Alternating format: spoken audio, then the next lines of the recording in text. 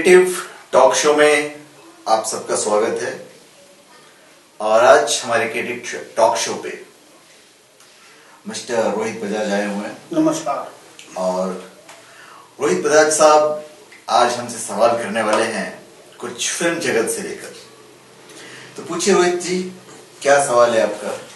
आनंद जी, बॉलीवुड एक ऐसा दरिया है, लोग आते हैं जाते हैं, समय बदलते जाता है।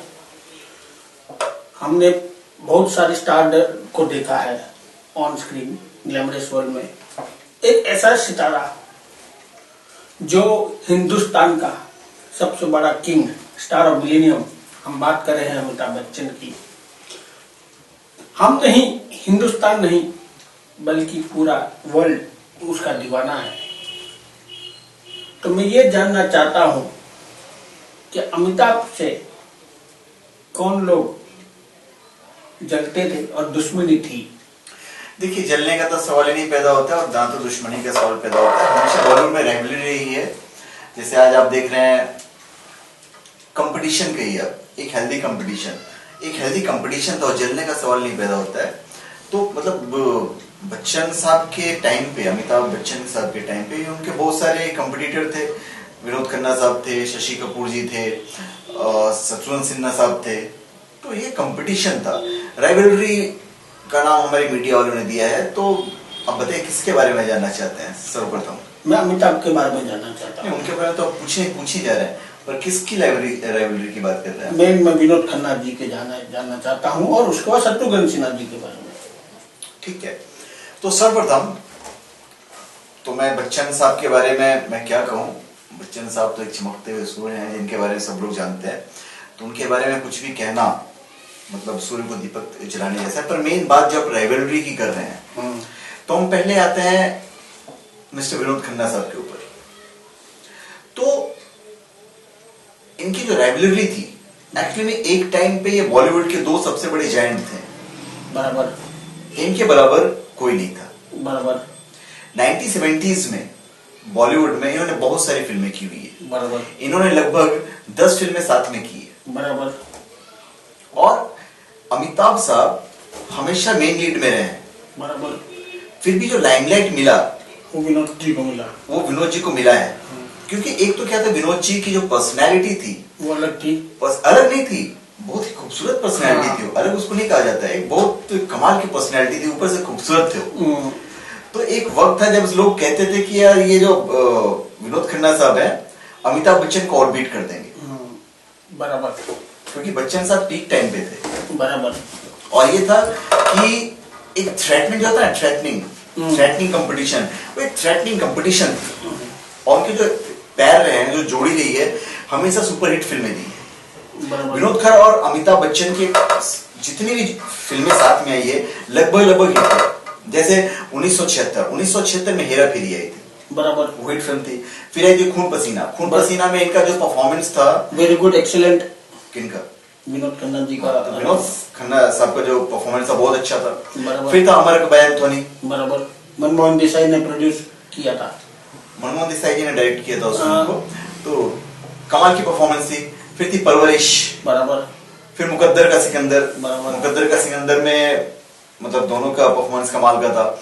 उसके बाद बहुत सारी फिल्में हैं जहां पे अमिताभ और ये आमने सामने थे और सारी फिल्में लगभग हिट है। और उस वक्त अमिताभ बच्चन, कोई शक नहीं था कि वो बड़े स्टार थे। और विनोद खन्ना की जो पर्सनैलिटी थी वो ऑडियंस को चार्म कर लेते थे। ये उनकी पर्सनैलिटी थी। विनोद खन्ना साहब ने जब इंडस्ट्री छोड़ा तो अपने कैरियर के पीक टाइम पे थे, जिस तरह प्रवीण बॉबी ने छोड़ा था। उन्हें हिंदी फिल्म को प्रवीण बॉबी कब छोड़ा? जब वो पीक टाइम पे थी। तो उसी वक्त विनोद खन्ना साहब ने भी इंडस्ट्री छोड़ा था जब वो पीक टाइम पे थे। और सबसे क्लोज कंपटीटर थे। 1970 में जो इमेज था वो बच्चन साहब का जो इमेज था वो एंग्री यंग मैन का था। और जो मीडिया थी वो विनोद खन्ना साहब को अमिताभ बच्चन का ऑल्टरनेट मानती थी। अगर अमिताभ नहीं है तो फिर विनोद खन्ना साहब होना चाहिए एंग्री यंग मैन के रोल में। क्योंकि वही एक एक्टर ऐसे थे जो अमिताभ बच्चन के टॉप पोजीशन के काफी क्लोज थे, और एक वक्त ऐसा लग रहा था कि मिस्टर बच्चन को रिप्लेस कर देंगे। पर इसको आप राइवलरी नहीं कह सकते, ये कंपटीशन था। 1977 में ऐसा था कि इनकी 4 फिल्में एक साथ हुई थी, और उसमें चारों में से 3 में वो अमिताभ जी के साथ में थे, और उन चारों में जो सबसे ज्यादा तारीफ हुई थी वो क्या हमारे अकबर एंथोनी की? नहीं, उन चारों में जो तारीफ हुई थी वो विनोद खन्ना साहब की तारीफ ज्यादा हुई थी। खून पसीना में विनोद खन्ना साहब की तारीफ बहुत ज्यादा हुई थी, और इनफैक्ट उन सब में से क्या था, एक फिल्म आई थी मेरा गांव मेरा देश। बराबर। मेरा गांव मेरा देश में विनोद खन्ना साहब विलेन थे, फिर भी जो उनकी तारीफ हुई थी उनकी एज ए विलेन, वो पूरी फिल्म को लेके चले गए थे मेरा गांव मेरा देश में।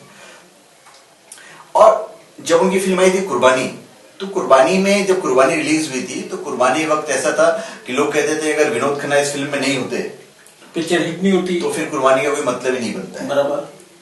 और विनोद जी एक्शन में इनक्रेडिबल थे, अच्छा एक्शन करते थे वो, और एक जो मर्दानगी होती है ना, वो एक मर्दानगी थी उनके अंदर। हाँ, उनका वैसा फिजिक नहीं था कि आज जिस तरह सलमान जी का है पूरा टोन्ड और ये 6 पैक एब्स, वैसा नहीं था, फिर भी जब वो चलते थे तो ऐसा लगता जैसे कोई मर्द चला आ रहा है, तो ये था। और उनकी जो पर्सनैलिटी थी वो मैग्नेटिक थी, वो पावरिंग थी विनोद साहब की पर्सनैलिटी। तो इसको ओवरऑल आप राइवलरी नहीं कह सकते, या दुश्मनी नहीं कह सकते, जलन नहीं कह सकते, एक टफ कंपटीशन थी। मैंने आपको बताया अमिताभ बच्चन साहब और विनोद खन्ना साहब की राइवलरी के बारे में।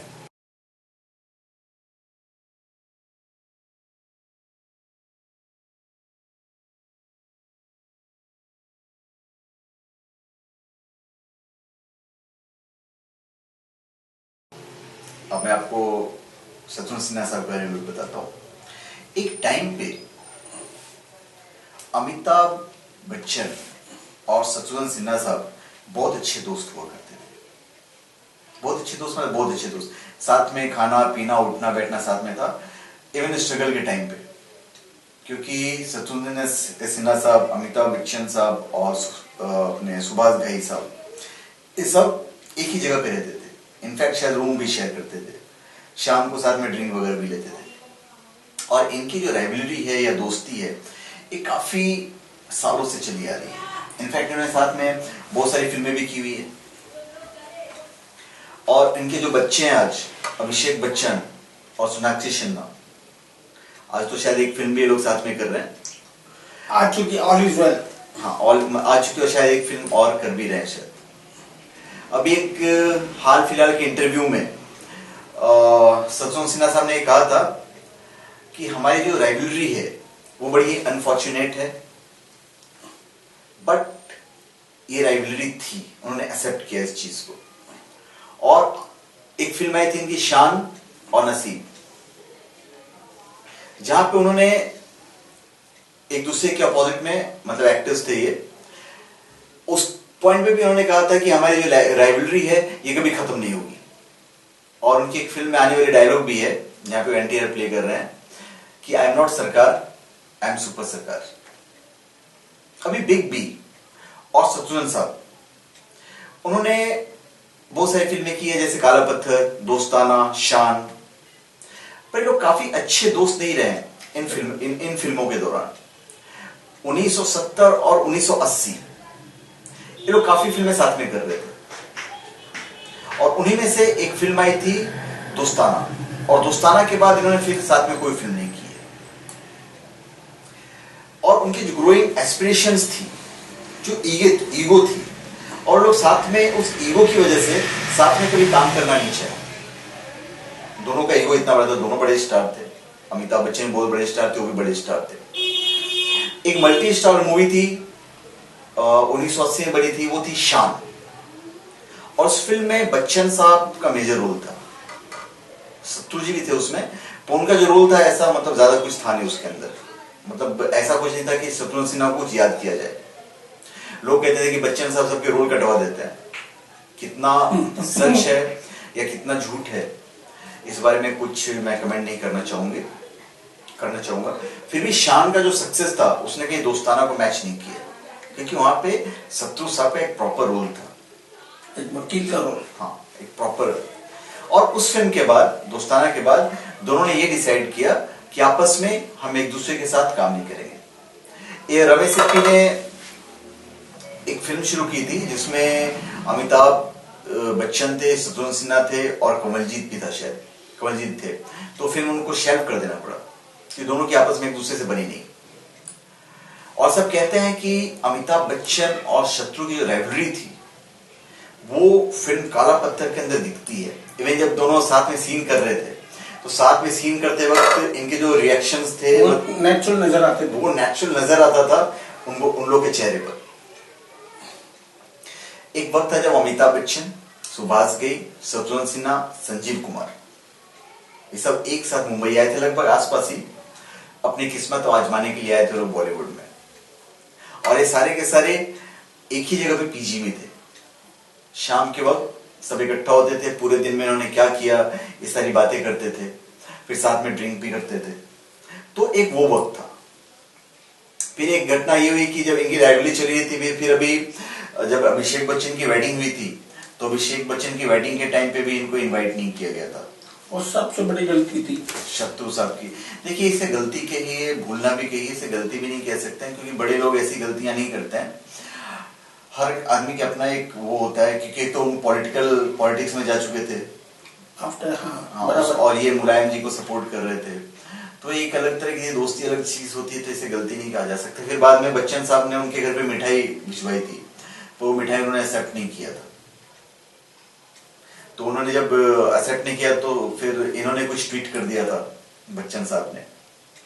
फिर एक बार आईफा अवार्ड हुआ था, आईफा अवार्ड में भी इन्होंने कुछ कमेंट किया था हमारे शत्रु साहब ने, which didn't go well down with Amitabh Bachchan. फिर इनकी जो वाइफ थी पूनम सिन्हा, वो रवीना टंडन के फैमिली से काफी क्लोज थी। तो फिर जब मैक मोहन को अवार्ड दिया गया, कि मैक मोहन रवीना जी के मामा हुआ करते थे, तो वहां पे फिर बच्चन साहब ने ये ट्वीट कर दिया था कि मतलब अगर अच्छी दोस्ती है तो उस टाइम पे जो डिसीजन मेकर थी वो पूनम जी थी शायद, तो दोस्ती की वजह से यहाँ पे अवार्ड वगैरह दिए जा रहे हैं। तो इस तरह की बहुत सारी बातें थी जो कभी ना कभी दोनों एक दूसरे को ट्वीट कर देते थे, तो ये सब सारी चीजें अच्छी नहीं जाती थी। फिर शत्रु जी जो थे वो बहुत ही फ्लेमबॉयंट टाइप के एक्टर थे, उनमें सेल्फ कॉन्फिडेंस बड़ा कमाल का था। वो जब डायलॉग बोलते थे तो एक एक पेज, दो दो पेज, तीन तीन पेज, चार चार पेज के डायलॉग एक साथ बोलते थे। वो लेट आते थे पर डायलॉग जो थे रट्टा मार के नहीं आते थे। उनकी मेमोरी इतनी शार्प थी कि अगर वो 4 पन्ने भी एक साथ पढ़ लें तो 4 के 4 पन्ने वो पूरा एक साथ बोल जाते थे। उनको आज तक किसी ने नहीं देखा कि वो डायलॉग को याद करते हो। एक बार आपने सुना दिया, एक बार असिस्टेंट ने सुना दिया, एक बार उन्होंने पढ़ लिया, उनको पूरा डायलॉग बाय हार्ट हो जाता था। और बाय हार्ट डायलॉग को फिर वो अपने शब्दों में जब कहते थे तो उसमें कोई सानी नहीं था। और उस टाइम पे भी एक्टर लोग डायलॉग याद करते थे और ये कभी डायलॉग याद नहीं करते थे। सबसे बड़ी बात ये थी। और दूसरा, वो अपने मेकअप वगैरह में ज्यादा वक्त नहीं लेते थे, आए फटाफट रेडी हो गए, शॉट दिया और फिर निकल लिए। तो रोहित जी, ये मैंने आपको बताया उनकी राइवलरी के बारे में थोड़ा बहुत, जो डिटेल में, ऐसे इनकी बहुत सारी कहानियां हैं। अगर हम डिटेल में जाएंगे तो पता नहीं 1-2 दिन तक मैं बोलते रह जाऊं। तो ये था एक्चुअली में क्या था कि जब ये पॉलिटिक्स में चले गए मिस्टर शत्रुघ्न सिन्हा, तो एक वक्त ऐसा भी शत्रु जी को जरूर लगा होगा कि आज बॉलीवुड में अमिताभ बच्चन का जो रुतबा है, जो स्टेटस है, वो दिन प्रतिदिन बढ़ता गया, वो बड़ा होता चला गया, बढ़ोतरी हो गई। और ये शत्रु जी भी समझते होंगे कि वो ज्यादा केपेबल है और डिजर्विंग है। तो फिर उन्होंने भी धीरे धीरे जो राइवलरी है, अब वो मैच्योर्ड भी हो गया, बच्चन साहब भी काफी मैच्योर्ड हो गए। तो एक लगा कि नहीं ठीक है यार, वो अपनी एक मुकाम बना रहा है, और वो भी जाके पॉलिटिक्स में एक बड़े मुकाम पे हासिल कर लिया उन्होंने, जहां पे बच्चन साहब फेल हो गए। पॉलिटिक्स में तो बच्चन साहब भी गए थे, तो वहां वो जाके फेल हुआ। तो ये चीज तो शत्रु जी को भी रियलाइज हुआ होगा कि कहीं ना कहीं चलो ठीक है, क्योंकि फिल्म इंडस्ट्री में अगर हमारे मतलब बॉलीवुड में जाए तो सबसे ज्यादा जो सक्सेसफुल स्टार रहे हैं पॉलिटिक्स में, वो शत्रु जी रहे हैं और सुनील दत्त साहब रहे हैं। बराबर। आनंद जी, क्या फिर आपको लगता है शत्रुघ्न सिन्हा जी और शॉटगन और अमिताभ बच्चन साथ में नजर आएंगे पर्दे पर? देखिए, इस बारे में अमिताभ बच्चन जो है उन्होंने एक डिग्निफाइड साइलेंस जो है, उन्होंने एक साइलेंस मेंटेन करके रखा हुआ है। जबकि अपने जो शत्रु जी हैं, कभी न कभी एक हल्का सा व्यंग जो होता है ना, कभी कभी छोड़ देते हैं वो। ठीक है, तो अभी जब भी शत्रु जी से पूछा जाता है कि क्या बच्चन साहब के साथ काम करेंगे, तो शत्रु जी का बड़ा डिप्लोमेटिक जवाब होता है कि हमने तो कोई मना किया ही नहीं है, ये तो आप उनसे पूछिए जाके, हमें तो उनके साथ काम करने में कोई इश्यू नहीं है, उनके ऊपर है कि वो हमारे साथ काम करते हैं कि नहीं। हमारे पास सेल्फ कॉन्फिडेंस है, एक कंफर्ट लेवल है, और मैं अपने पर्सनल चीजों को प्रोफेशनल चीजों के साथ मिक्स नहीं करता हूं, तो हमें उनके साथ काम करने में कोई दिक्कत नहीं है। और इनफैक्ट मैं उनकी तारीफ भी करता हूं, ये उनका है। इवन जब शत्रु जी कौन बनेगा करोड़पति का जो होस्ट करे थे भोजपुरी में, तो उनसे सवाल पूछा गया था बच्चन साहब के बारे में, तो उन्होंने ये कहा कि भाई उनका अपना स्टाइल है, हमारा अपना स्टाइल है, हम अपनी भोजपुरी लैंग्वेज को प्रमोट कर रहे हैं। और भोजपुरी जो लैंग्वेज है, इसे 2-3 लोग ये बोला करते थे, एक थे हमारे प्रेसिडेंट राजेंद्र प्रसाद, फिर लोकनायक जयप्रकाश नारायण, और जो हमारे प्राइम मिनिस्टर थे चंद्रशेखर। और मैं जो हूं वो अपने भोजपुरी को मैं ऊपर लेके आना चाहता हूं, अपने भोजपुरी लैंग्वेज, इसमें कोई बुरा नहीं है। फाइनली अभी ऐसा है, मैं आपको बता देता हूं कि दोनों में पीसफुल जो रिलेशन है वो शुरुआत हो गया। हो सकता है सोनाक्षी और अभिषेक की वजह से हुआ, क्योंकि पिछली दिवाली में अमिताभ बच्चन ने पूरी फैमिली के साथ उनको इनवाइट किया था, और पूरी फैमिली के साथ शत्रु जी, पूनम जी, लव कुश और सोनाक्षी सिन्हा उनके घर पे गए थे। और घर पे उनको मतलब ऐसा था कि बिल्कुल चीफ गेस्ट की तरफ पे उनका स्वागत किया गया था। और उनके स्वागत में ऐश्वर्या, अभिषेक, जया बच्चन, अभिषेक बच्चन ने भी ऐश्वर्या की जो बेटी आराध्या थी, सबने उनका बहुत स्वागत किया। तो ये मैंने आपको बताया दो कंपटीटर थे, विनोद खन्ना साहब और शत्रु जी, इन दोनों की जो कंपटीशन थी बच्चन साहब से, आज मैंने इन दोनों के बारे में आपको बताया है। और भी कुछ पूछना चाहेंगे इन दोनों के बारे में आप? आनंद जी, ये सुनकर मजा आ गया, पर यही दुनिया, और मैं चाहता हूं कि दोनों एक पर्दे में नजर आए। प्रार्थना कीजिए भगवान जी से कि दोनों एक साथ में काम करें। बिल्कुल बिल्कुल, ये हम भी दोनों सबको साथ में देखना चाहेंगे कि बच्चन साहब वापस शत्रु जी से काम करें। जो एक्शन पैक हमने काला पत्थर, नसीब, जो उनका जो एक प्रोफेशनली काम करने का लहजा था, वो बहुत अच्छा था। हाँ चलिए, जो भी था, आज हम पूरी तरह से ऊपर से प्रार्थना करें कि हम इन दोनों की जोड़ी वापस पर्दे पे देखें। और इसी के साथ हम आज का जो शो है उसको समाप्त करते हैं। और अपने दर्शकों को हम ये रिक्वेस्ट करेंगे कि आप हमारे चैनल को कमेंट करें और सब्सक्राइब करें। धन्यवाद, नमस्कार।